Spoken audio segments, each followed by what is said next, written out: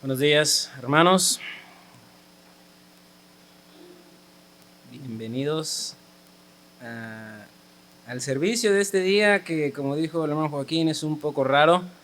Ya regresamos a rojo, entonces, pues desde aquí hasta sus casas, les saludamos.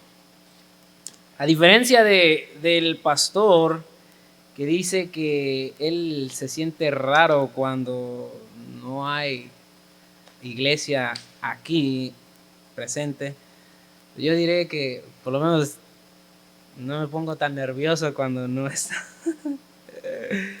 pero, pero bueno, aquí estamos. Y pues sí, como mencionó el pastor, sí hay pidiendo dirección a Dios y que Dios me ayudara con eso. Digo, espero y confío en que sí, es algo que Dios me ha dado para su iglesia. Trataré de no pensar mucho en la cámara y el internet y todo eso, porque yo digo, si tengo un resbalón queda entre familia, pero ya en internet quién sabe cómo nos vaya. Pero aquí estamos y nuestra intención y nuestro deseo es glorificar a Dios. Pero vamos a orar antes de empezar, pidiendo nuevamente sabiduría y que Dios dirija en esta mañana. Vamos a orar. Padre Celestial, gracias por lo bueno que es con nosotros, gracias por la oportunidad que me brinda de estar aquí, Señor, parado en este púlpito, Señor, que no es cualquier cosa, Señor, primeramente porque me paro para hablar lo que usted dice y espero en verdad que así sea, que usted me use, que no sean mis palabras, que no sean mis ideas, Señor, que de nada sirve. Y también, Señor, principalmente mi deseo es honrarle, glorificarle, que su iglesia pues sea bendecida con el mensaje de su palabra y también, Señor, pues el púlpito, Señor, hay cierto peso por el siervo que usted ha puesto aquí. Entonces es un honor y un privilegio, Señor, estar aquí y rogando, Señor, que todo lo que hagamos en esta mañana sea para la honra y gloria suya. En su nombre se lo pido y se lo agradezco. Amén. Pues desde sus casas, hermanos, les pido que me acompañen en Salmos, Salmo 69, versículo 6. Dice la palabra de Dios: no sean avergonzados por causa mía los que en ti confían, oh Señor Jehová de los ejércitos. No sean confundidos por mí los que te buscan, oh Dios de Israel.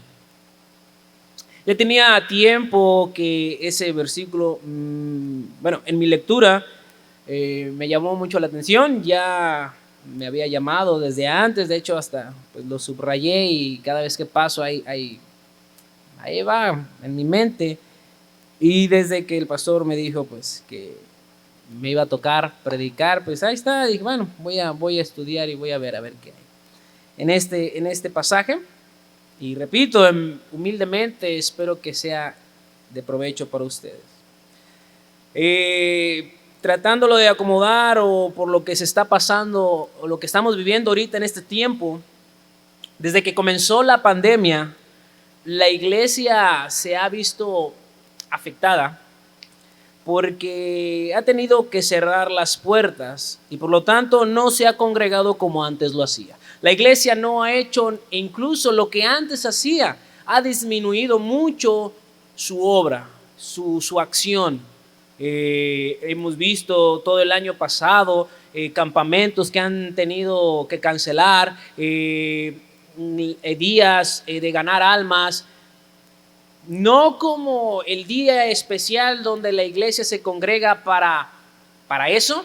También se ha tenido que cambiar o que calmar un poco. No quiero decir que cada uno de nosotros, pues ya no puedo ganar almas, no, pero como iglesia, juntarnos e ir y tocar puertas y hablar con la gente, sí, esta pandemia nos ha frenado. Y pues la iglesia entra en cierto dilema, ¿qué hacer? Son cosas que Dios pide que hagamos, pero ahorita por la situación el gobierno dice que no. Y yo cada miércoles he mencionado de orar por los pastores, que Dios dé sabiduría, porque no, o los líderes de la iglesia, que Dios dirija, porque no es nada fácil estar en esta, como dicen por ahí, entre la espada y la pared, qué hacer, y muchas veces viendo la necesidad que hay en la iglesia, en la congregación, en los miembros. Además de no congregarnos, también nos ha afectado en una manera personal, en una manera íntima, en que hay más tentación y nuestra adoración a Dios ha cambiado. Y es donde entra la preocupación de los pastores, de los ministros que miran a sus ovejas y cómo esta pandemia les ha afectado. Sea que no, pues ahora tengo más tiempo, ahora estoy en mi casa y tengo más tiempo para, no sé, leer mi Biblia, pero la verdad es que no la leo. No presto mucha atención incluso al video de la predicación. Es que pues, gloria a Dios, ya está este ministerio del internet y ahora las predicaciones están grabadas, están subidas al internet y puedo mirarlas. Ahora ya no tengo que estar presente en el templo, porque ahora desde mi casa puedo ver la predicación, puedo ver el video, o manejando puedo escuchar, o comiendo puedo poner el video, pero a veces hay mucha distracción. Si aquí en el templo, aquí en la iglesia, cuando nos congregamos, hay mucha lucha con nuestra mente de estar poniendo atención a la predicación.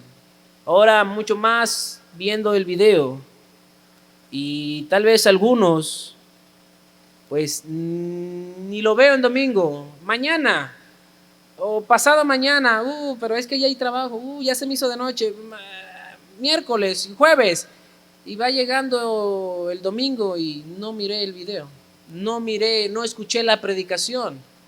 Bueno, no pasa nada.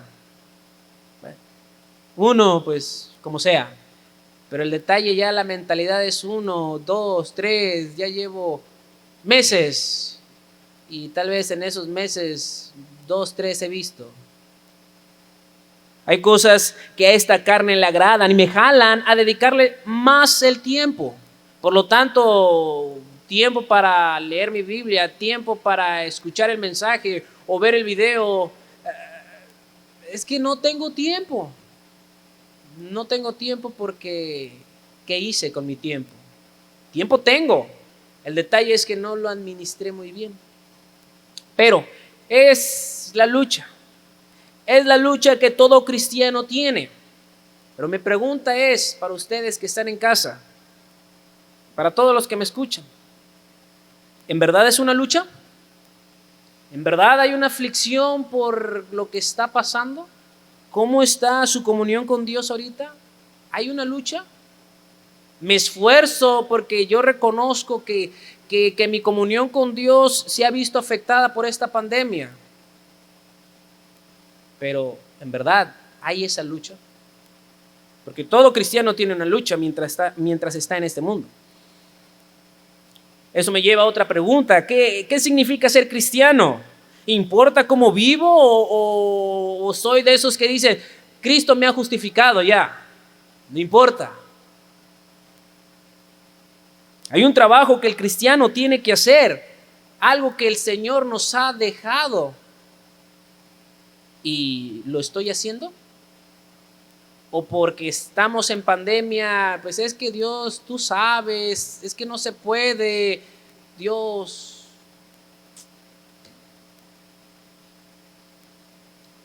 Bueno, eso era la introducción nada más. Dice el versículo, no sean avergonzados por causa mía los que en ti confían. No sean avergonzados. Vergüenza. Diré que es una palabra no difícil de comprender. ¿Qué significa vergüenza? El diccionario dice turbación del ánimo ocasionada por alguna falta cometida o por alguna acción deshonrosa, hago énfasis en esa palabra, deshonrosa y humillante, propia o ajena. O sea, que yo hago algo y por lo tanto me da vergüenza.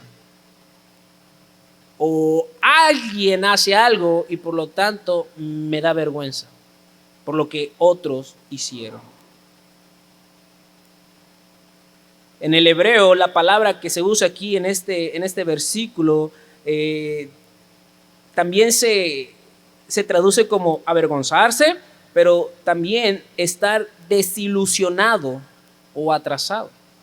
También hago énfasis en esa palabra, desilusionado, deshonrosa y desilusionado. Más adelante voy a retomar eso.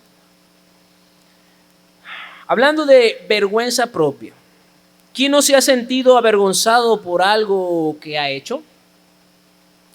Tal vez he hecho y hablo por mí mismo. Todo el mensaje, como el pastor nos ha enseñado a los del instituto, primeramente tiene que ser predícate a ti mismo, ¿verdad? Entonces no lo estoy arrojando a nadie, esto es para mí y como dicen por ahí, si les queda el saco, pues pónganselo y espero que Dios les hable, pero para no sentirme mal con quien esté viendo, hablo por mí, ¿verdad? He hecho o dicho cosas que después tal vez he dicho, como dicen por ahí, se me cae la cara de vergüenza. ¿Para qué dije eso? ¿Qué hice?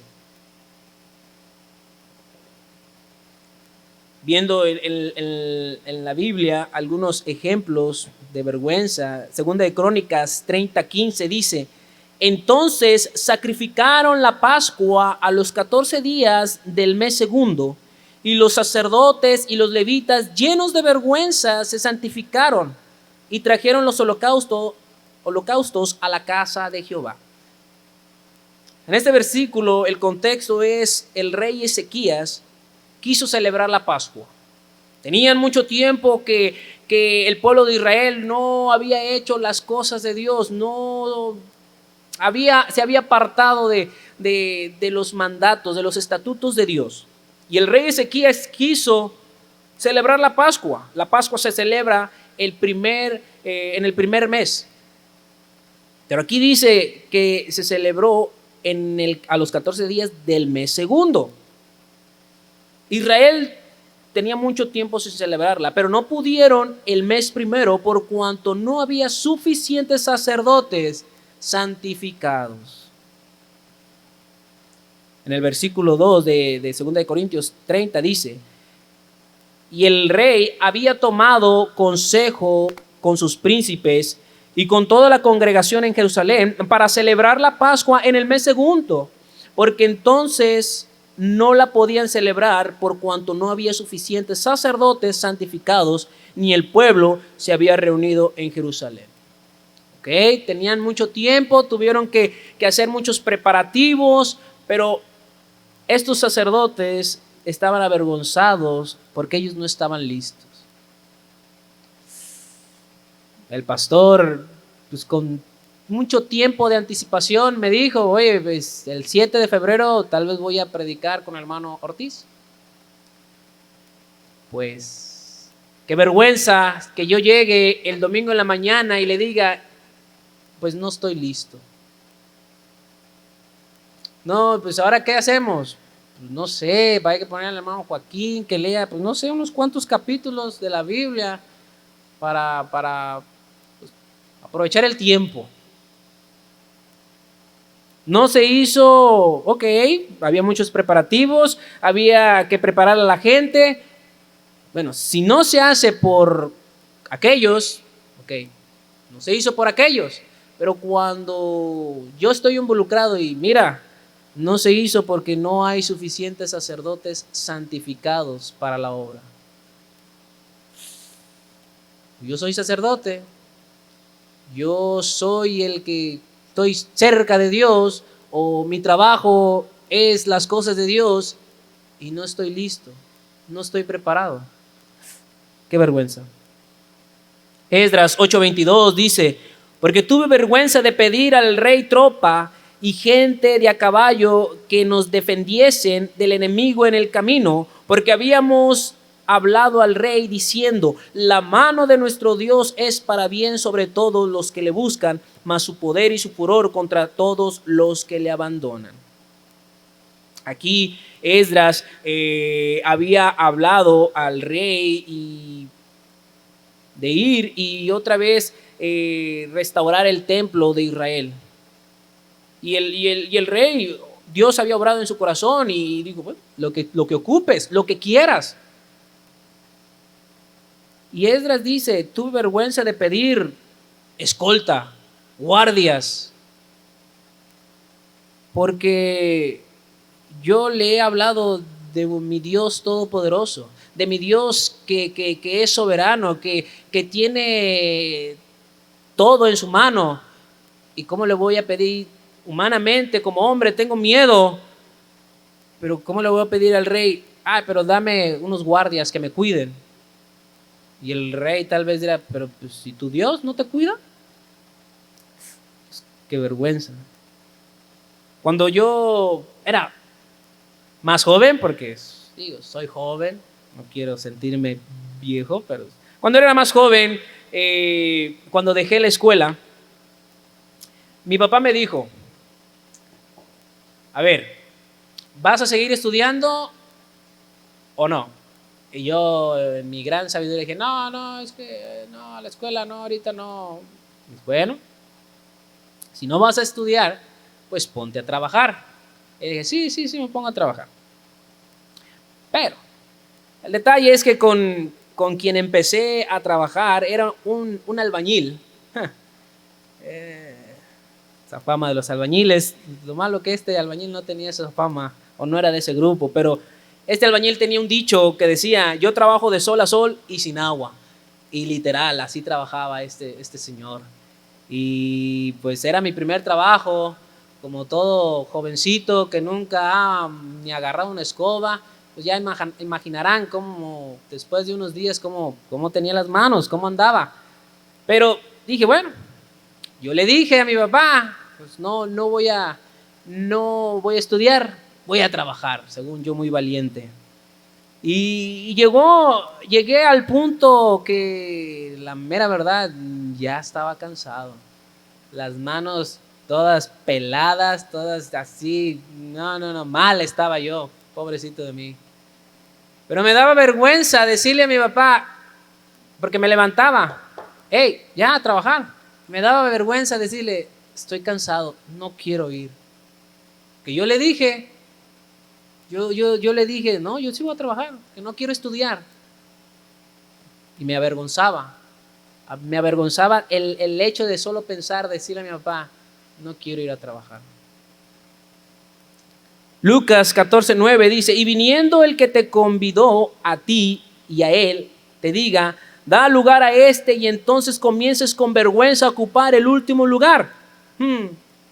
¿Cuántas veces no me he sentido la gran cosa? No, yo aquí soy el mero mero. Y la mera verdad, no, pues tú crees que eres el mero mero. Y luego llega otro y, como aquí dice, bueno, pues qué vergüenza sentiré pensando que yo soy el mero mero, y a la mera hora pues hay otro mejor. Lucas 16:3 dice: entonces el mayordomo dijo para sí: ¿qué haré? Porque mi amo me quita la mayordomía. Cavar no puedo, mendigar me da vergüenza. Pues a mí también me daría vergüenza estar ahí en la calle mendigando, pidiendo limosna. Si de joven, pues como digo, nunca había trabajado, y el primer trabajo que tuve pues me lo consiguieron mis papás. Ya después pues tuve que pedir trabajo y me daba vergüenza pedir trabajo, me daba vergüenza hablar por teléfono. Y lo chistoso es que el trabajo que me dieron después de ese de albañil fue un trabajo donde tenía que hablar por teléfono. Dije, pues para mi vergüenza. 1 Corintios 15:34 dice: velad debidamente y no pequéis, porque algunos no conocen a Dios, para vergüenza vuestra lo digo.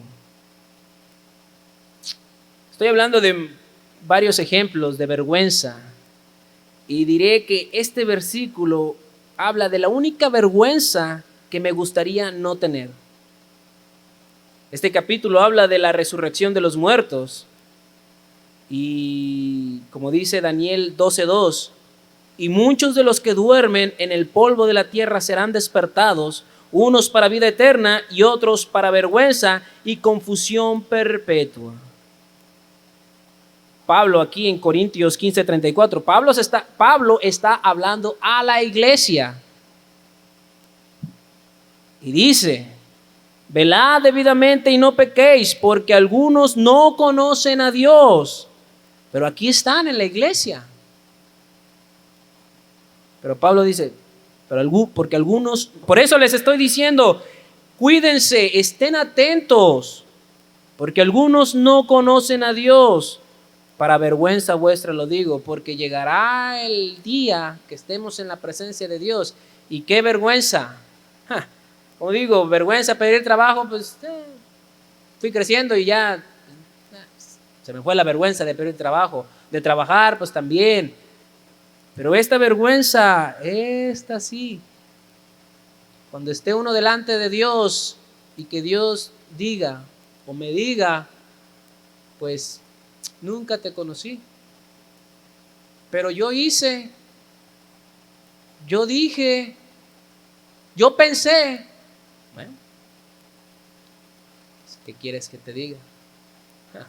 Nunca me conociste, nunca te conocí. Pero también la definición de vergüenza habla de una vergüenza ajena.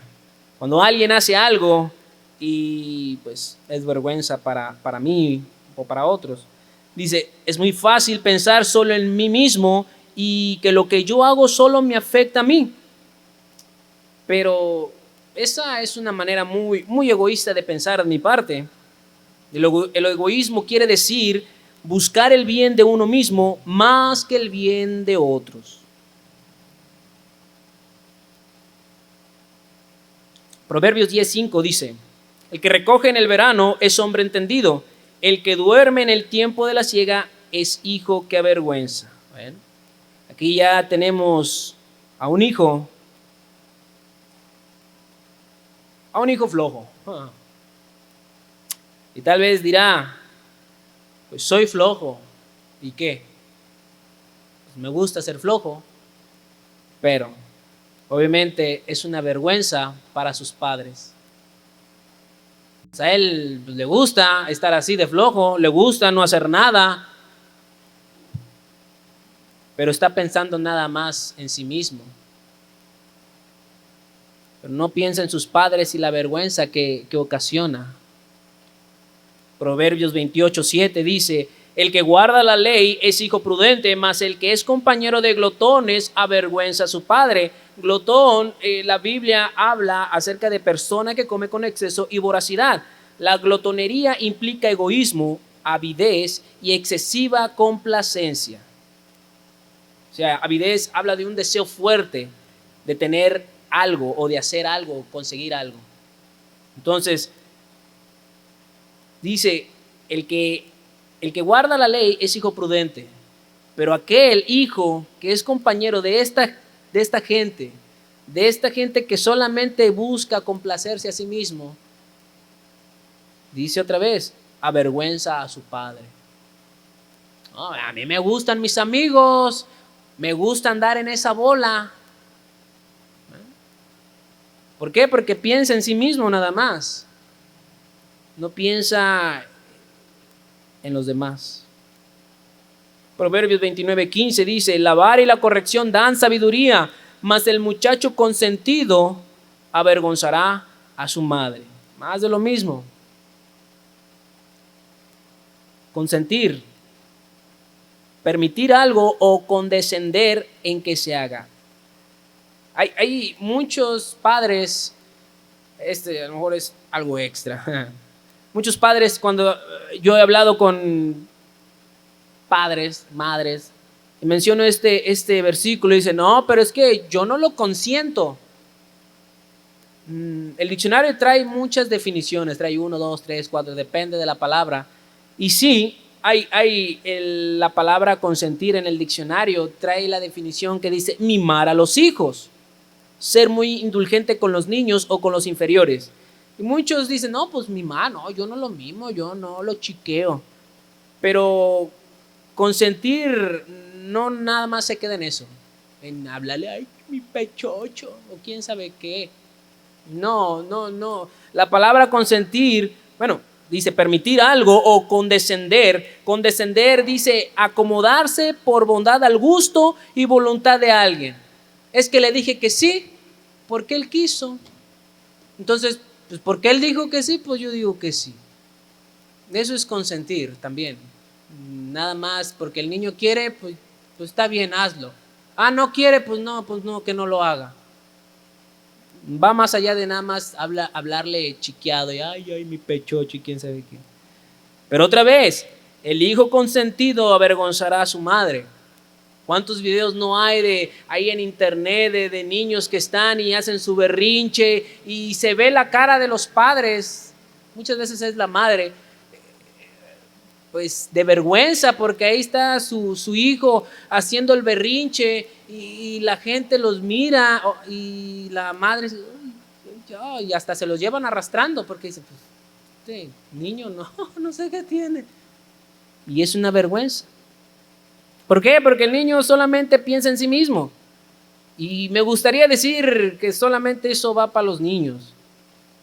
Pero hay hijos grandotes que ahí están todavía, avergonzando a sus padres de tan consentidos que son. Pero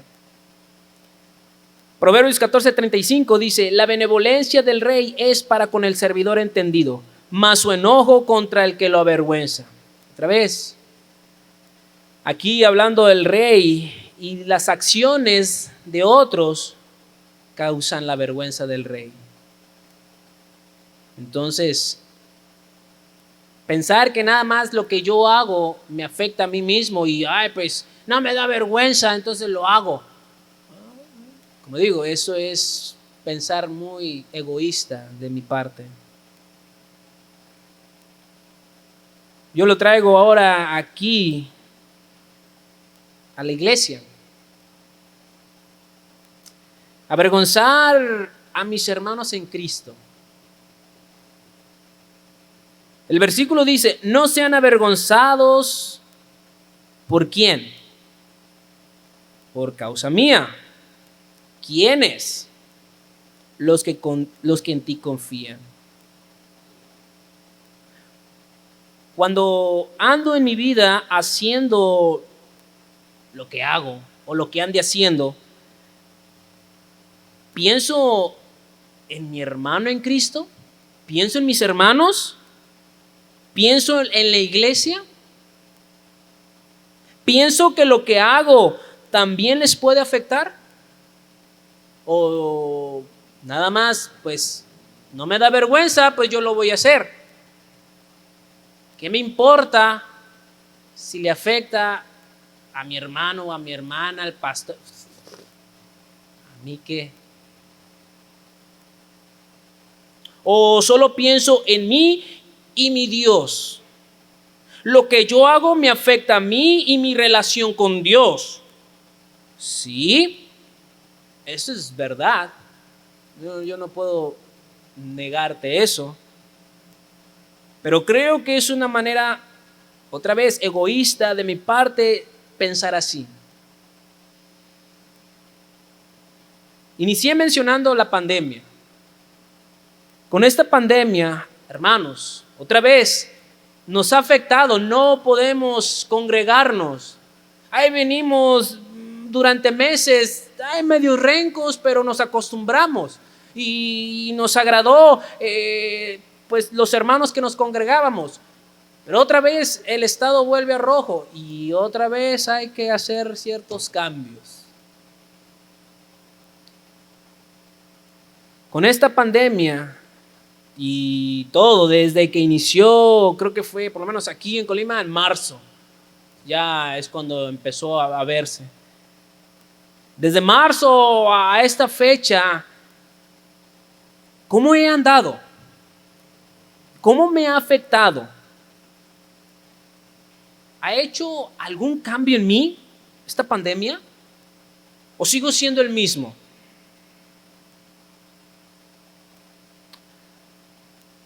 Paso más tiempo, como dije, pues ahorita ya no hay tanto tiempo como antes, de que cerraron negocios, pero al principio muchos se quedaron en casa, muchos negocios cerraron, empresas cerraron y había mucho tiempo. Ahorita ya no es igual, pero aquí andamos. Supuestamente aquí en Colima, sábado y domingo, nada, todo cerrado más que negocios esenciales. No sé qué quiere decir eso, pero algunos negocios pueden estar abiertos sábado y domingo. Entonces, por lo tanto, muchos se tienen que quedar el fin de semana en casita. Ok. Y ahora con este tiempo que tengo, ¿qué hago con él? Paso más tiempo en internet, paso más tiempo en las redes sociales, publicando y compartiendo muchísimas cosas que a mí me gustan. Mira qué chistosa esta foto, ¡pum!, la voy a publicar en internet. Mira este video, ¡pum!, mi opinión o lo que pienso de esto, y lo publico. Que a ti no te gustan, que eso no glorifica a Dios, que tal vez me dirás, hermano, pero ¿qué pusiste? Eso no es nada provechoso. Pero es que a mí me gusta. Es que yo estoy de acuerdo con eso. A mí me gusta. Se me hizo chistoso. Aunque en la foto esté quién sabe cómo. Aunque diga palabras quién sabe qué. Pues a mí me gusta. Y si no le gustan a Dios, tal vez me dirás, hermano, pero eso a Dios no le agrada. Mira, pues ya me las arreglaré con Él. Gracias, pero Él y yo y eso. Bueno, mencioné el internet y redes sociales, pero podemos llevarlo a otras cosas. La música, películas, series, telenovelas, la ropa, filosofías, política, etcétera. Cada quien tiene sus gustos y hay gustos que no compartimos. Pero dije que la vergüenza en la definición dice turbación del ánimo ocasionada por alguna falta cometida o por alguna acción deshonrosa. Pues podemos llevarla o relacionarla con el honor, con la honra, ¿verdad? O sea, una acción deshonrosa, una acción que quita esa honra, que quita ese honor. Voy a leer algo que miré estudiando y viendo cosas en internet, que aquí pues ahí me pueden alegar desde internet y yo no digo nada de esto. Si usted dice eso está mal, pues si usted dice que está mal, pues está bien, está mal. Confieso, esto sí, pero se me hizo interesante y por eso lo menciono. Habla acerca de la honra. Dice, en 1734, el diccionario de la Real Academia Española incorpora una condición para que la honra sea sinónimo de honor, ha de tener esplendor y publicidad. El esplendor y la publicidad que acompañan a la honra en el siglo XVII son un eficaz mecanismo social que pone de manifiesto la forma en que se relacionan el individuo y la sociedad. Sus actuaciones están permanentemente cuestionadas y sometidas a la opinión pública. ¿Okay? Entonces, no es solamente yo, sino la honra tiene que ver también con los demás. Y hasta dice, mis actuaciones están permanentemente cuestionadas y sometidas a la opinión pública. La honra, la buena fama, la estimación colectiva no tienen un carácter definitivo. Se pueden incrementar o perder dependiendo de cómo valore la sociedad. ¿Okay? En ese preciso momento, una situación o un hecho concreto. ¿Okay? Dice énfasis en cómo valore la sociedad. Es verdad que el mundo cada día va mal, ¿verdad? Y es obvio que si él me va a valorar conforme a sus estándares, pues va a ver, pues a ver cómo salgo, ¿verdad? Pero, la misma persona, sigue el escrito, dice, la misma persona puede reclamar que se le tributen los honores que cree que le corresponden por su rango o sus actuaciones y, a la vez, aceptar su propia inferioridad con respecto a otro individuo a quien considera superior porque posee un grado de honor más alto que el suyo. ¿Okay? Entonces, dice, la misma persona puede reclamar que se le tributen los honores que cree que le corresponden. ¿Okay? Yo creo que me merezco que me digan Señor. ¿Okay? Aquí yo lo llevo, Dios tiene un honor por lo que Él es y quién es Él. ¿Okay? Que el mundo, la sociedad valorará conforme a lo que, ¿cómo anden? Sí, es cierto. Pero, dice, la misma persona puede reclamar y Dios merece un honor por lo que Él es y quién es Él. Todo esto, hermanos, que dije ahorita de este escrito, todo esto es para decir que los que son hijos de Dios, los que son cristianos, llevamos el honor del Señor. Y la sociedad me va a valorar o calificar conforme a lo que saben de Dios por mí, pero no solo a mí, sino también a toda mi familia en Cristo. Curiosamente, en la antigüedad cuidaban mucho el honor de la familia, a pesar de que ya habían pasado muchas generaciones.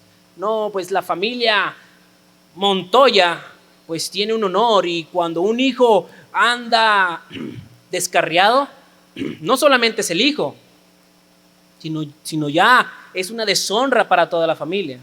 Eso se ve, no sé, en las películas o algo así, pero es lo que la historia nos ha enseñado, que antes cuidaban estas familias ese honor, esa honra, y ahí estaban al pendiente de los descendientes, y no, tú no vas a hacer eso, tú no vas a andar allá, o tú, quién sabe qué.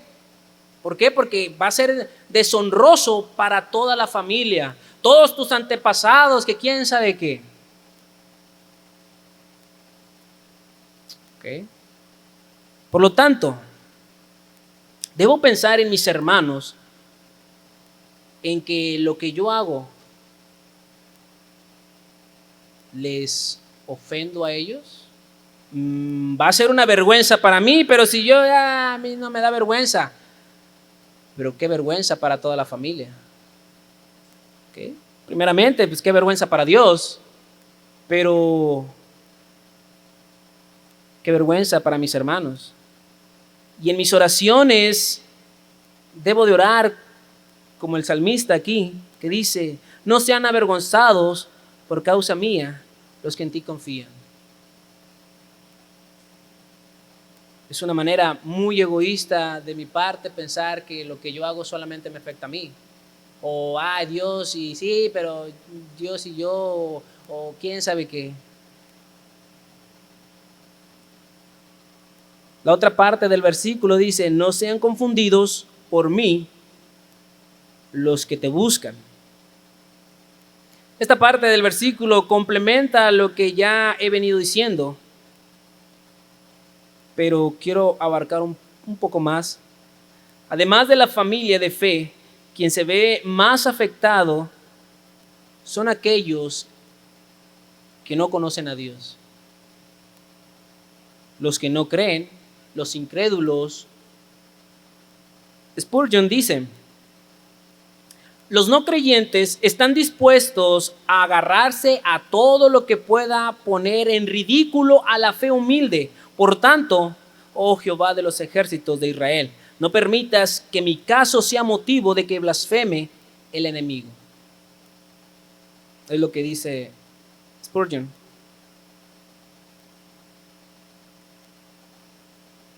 Lo que yo hago afecta la honra de Dios, afecta la honra de mis hermanos, aquel nuevo en Cristo, mirando desde su criterio al más viejo en la fe. Y ¿qué creo que decía en el hebreo? Estar desilusionado. Llega ese nuevo en la fe y yo quiero, está con un fuego por su amor en Cristo, ese amor por el Señor, por ese que le ha salvado, y quiere gozarse con sus hermanos. Pero yo ando como ando, sin pensar en Él, y qué desilusión será para este nuevo. Pero ahora, ¿cuántos más o cuánto más aquellos que no son de la iglesia, aquellos que no creen, que nada más están ahí examinando, buscando cómo justificar su pecado, su rebeldía? Y eso me lleva, hermanos, a preguntar: ¿qué es un cristiano? Como comercial, pues el pastor ha estado predicando los miércoles acerca de la iglesia y han sido temas muy, muy buenos, muy interesantes. Entonces, hermanos, les animo a estar mirando esas predicaciones. La ventaja de ahorita de la pandemia es que nos llevó a tener este ministerio del internet, y aquellos que en miércoles por sus trabajos no podían estar, pues ahora tienen la gran bendición de que, ¿sabes qué? Pues me pongo ahí en YouTube y a ver, ahora sí, puedo escuchar la predicación del miércoles. Pero, nomás era un comercial. Pero, ¿qué es un cristiano? Hechos 11:26 dice: y se congregaron allí todo un año con la iglesia y enseñaron a mucha gente. Y a los discípulos se les llamó cristianos por primera vez en Antioquía, seguidores de Jesús, según lo que quiere decir la palabra cristiano. Discípulos. Un discípulo dice que es una persona que aprende una doctrina, ciencia o arte bajo la dirección de un maestro. ¿Ok? Entonces, cristiano es un discípulo.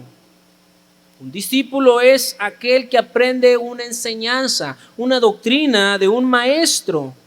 ¿Ok? Mi pregunta es: ¿cuáles son nuestras prácticas como iglesia? ¿Qué es lo que hacemos? Si miras el internet, te sorprenderás de lo que hace la iglesia. Yo confieso que soy muy inocente acerca del cristianismo, porque yo conocí el evangelio, conocí al Señor aquí en esta iglesia. Entonces lo único que sé es lo que me han enseñado aquí. No sé, a veces escuchando otros hermanos que tienen su peregrinaje en el cristianismo y que han andado de iglesia en iglesia, y pues he escuchado ciertas cosas. Pero a veces en internet es algo espantoso, las prácticas, el engaño, que me hacen preguntar, bueno, ¿qué es la iglesia? ¿Qué es un cristiano? Aquí el versículo dice: es un discípulo. Es aquel que aprende de su maestro, es aquel que sigue. Obviamente ese maestro es Jesús, el Cristo. Es aquel que sigue a Jesús, que vive como Jesús vivió, que habla como Él habló, que piensa como Él pensó. ¿Así es un cristiano hoy en día? A Jesús en su tiempo no lo querían por su doctrina tan radical. Él no era como los demás maestros religiosos, fariseos. Él no era como ellos. Y otra vez pregunto, ¿así es el cristiano de hoy? En la semana, no recuerdo qué día, estábamos platicando el hermano Rafa y el pastor y yo, y alguien mencionó a una persona que por su aspecto se pensaría que es una persona no muy buena. Y si tal vez usted me criticará, no, pues eso es ser muy juicioso, eso es ser criticón, eso es ser tijerilla o quién sabe qué. Ok, está bien, diga eso, pero la realidad es que es lo que hacemos, es lo que hace el mundo. Juzgar con estos ojos que vemos, y lo digo por experiencia propia. No sé cuántas veces me pararon patrullas, me interrogaron, me pidieron identificación solamente porque pues no andaba muy bien vestido.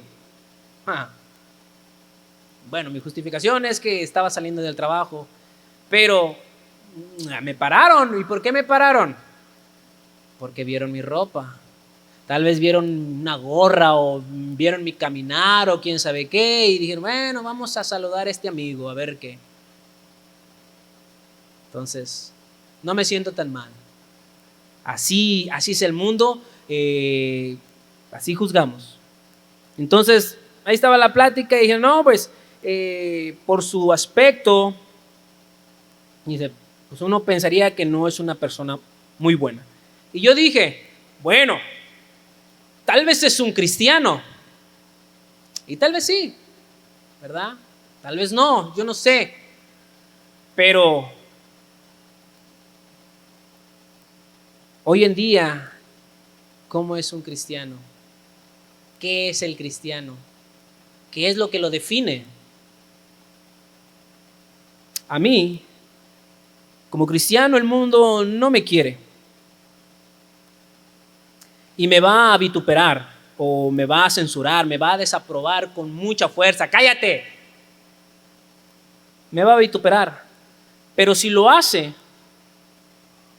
que lo hagan porque soy cristiano y no porque soy mentiroso o porque soy chismoso, ladrón, flojo, borracho.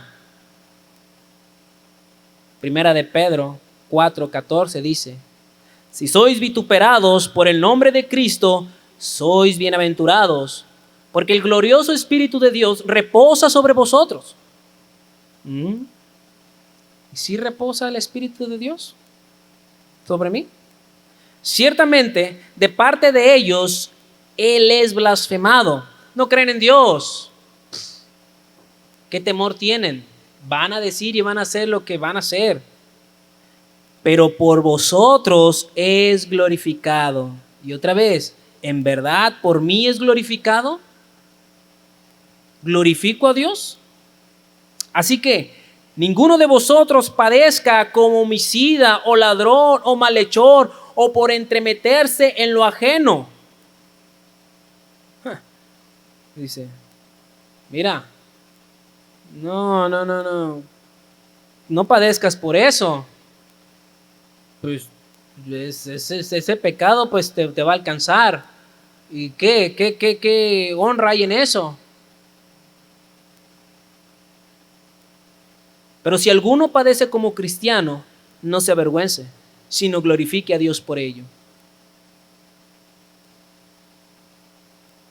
Se nos ha enseñado, hermanos, La palabra nos enseña que Cristo murió en la cruz para librarme de la esclavitud del pecado.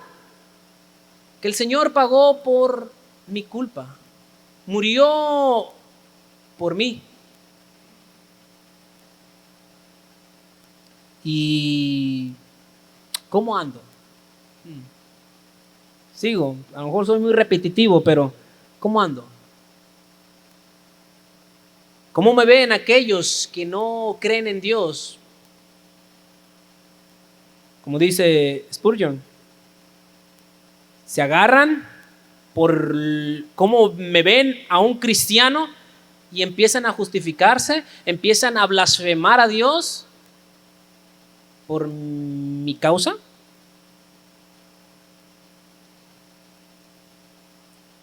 Dice, no sean confundidos por mí los que te buscan. Ya dimensioné los que no creen. Pero, ¿y los que andan perdidos? Aquellos que buscan en verdad, buscan adorar a Dios, pero pues nadie les ha enseñado, nadie les ha dicho. Los animo, hermanos, a meditar en la manera que nuestro testimonio afecta a otros. Cada una persona que ha mostrado interés por las cosas de Dios, pero ha tenido una mala experiencia con la iglesia, uno dice, pon tus ojos en Dios y no en el hombre. A lo mejor yo le he dicho, no dudo que lo he dicho, no, te invito a la iglesia, pero no pongas tu mirada en el hombre, ponla en el Señor, ponla en Dios, Ok.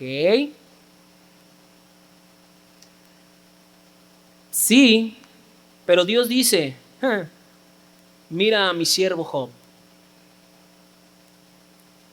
Job 1:8. Y Jehová dijo a Satanás, ¿no has considerado a mi siervo Job? Puedes poner hasta tu nombre, si, ¿verdad? ¿No has mirado a mi siervo Félix, que no hay otro como él en la tierra? Ay, hasta me sonrojo que Dios diga eso. Que no hay otro como él en la tierra, varón perfecto. Uy. Y recto. Temeroso de Dios y apartado del mal. Hasta ganas de llorar me dan. Que Dios hable así de mí. Como dije al principio, se me cae la cara de vergüenza. Pero decimos, te invito a la iglesia, pero no pongas tu mirada en el hombre. Que por mi culpa se pierda un alma. A lo mejor me dicen, no, hermano, el que va a ser salvo será salvo. Ok. Calvinista. Bueno. Ezequiel 3:18. Vamos a ver qué dice. No lo puse aquí en mi hojita, entonces voy a hojear mi Biblia. Ezequiel 3:18. Dice, cuando yo dijera al impío, de cierto morirás, y tú no le amonestares ni le hablares, para que el impío sea apercibido de su mal camino, a fin de que viva. El impío morirá por su maldad, pero su sangre demandaré de tu mano. ¿Ok? Bueno, es que pues, si se pierde por su pecado. Pues él va a pagar y no creyó en Jesús. Ok.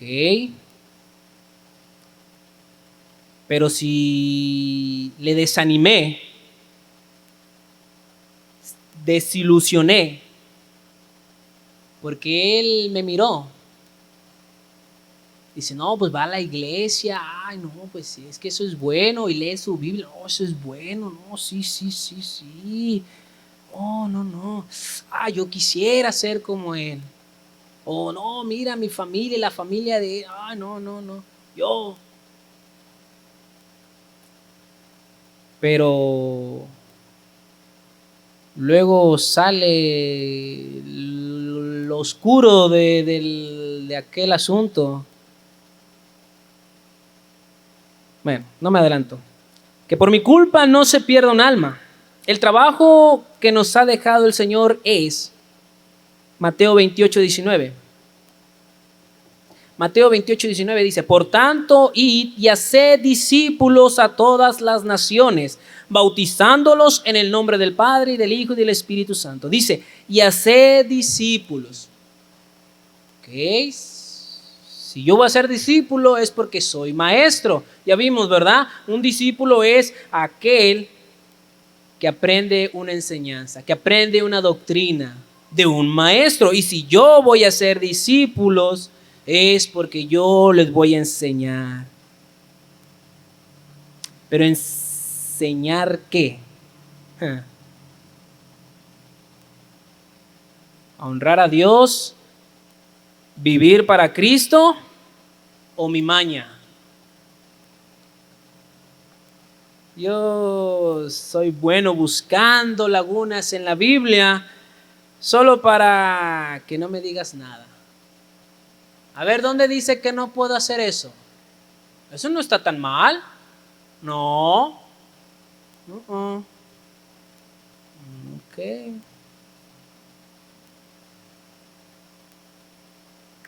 Bueno, si tú dices, ¿verdad? O voy a la iglesia, pero en mi casa soy peor que el diablo, ¿verdad? Soy espléndido afuera, pero en mi casa soy bien mezquino. Porque el detalle es que los primeros que son confundidos, como dice aquí, es la familia, son los más cercanos al cristiano. Porque ellos saben, no, sí, va a la iglesia, sí, ahí van bien vestiditos, pero yo sé, ese muchacho acaba de regresar a la mujer porque ya no la aguantaba, ni están casados. Ah, pero van a la iglesia. ¿Enseñar qué? ¿Cuántos familiares no me miran todavía esclavizados a su pecado, pero de lejos alegrándose porque a través de mí ven a Dios, ese Dios que ellos quisieran tener? Pero la mayor tristeza es cuando me ven y me ven mal.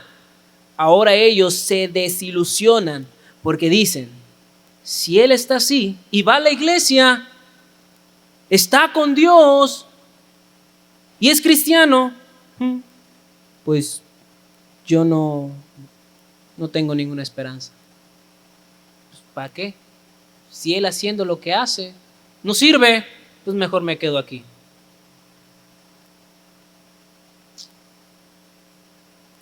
Ya voy a terminar. Debo examinar mi propio corazón.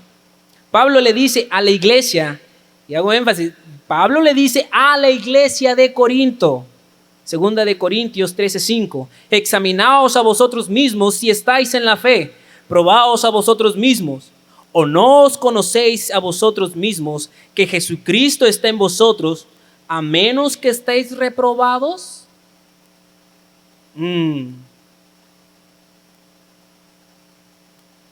La iglesia de Corinto era una iglesia con dones. Una iglesia que podrían decir hoy en día muy espiritual. Pero a pesar de eso, Pablo les dice, examinaos a vosotros mismos si estáis en la fe. ¿O no conocéis a vosotros mismos que Jesucristo está en vosotros a menos que estéis reprobados? El que es hijo de Dios, el que es salvo, Dios le da de su espíritu y ha sido sellado. A menos que estés reprobado. Y eso explicaría mucho de tu conducta. Pero no bajaré la guardia en estos tiempos de pandemia. Y les animo, hermanos, les animo a ser diligentes, que esta pandemia pues nadie la quiere. Ya queremos otra vez regresar a la vieja normalidad, pero dicen, tenemos que aprender a vivir esta nueva normalidad. Ok, pero debemos de estar alerta en nosotros mismos. Todo va a mí. Yo debo de examinarme a mí, debo de verme a mí, cómo estoy andando, cómo estoy caminando, qué ejemplo estoy dando, cómo miran a Dios a través de mí. Y no debo de ser egoísta y solo pensar en mí mismo. Eso me afecta a mí, eso nada más, si estoy mal, pues Dios me va a castigar y Dios me va a reprender.